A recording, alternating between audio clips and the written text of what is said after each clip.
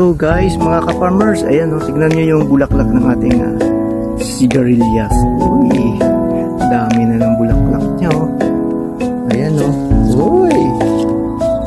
Uy, ayan, nakita nyo yan? Ayan na. Ang pinagpagura natin. Makakatikim na tayo ng sigarilyas. Uy.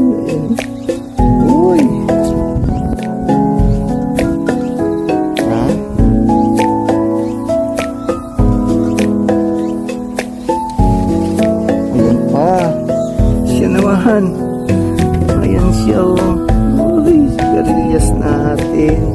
Bataw, patani. Ayan, sigarilyas yan Ayan, tingnan natin. Ayan pa. Dami ng bulaklak niya.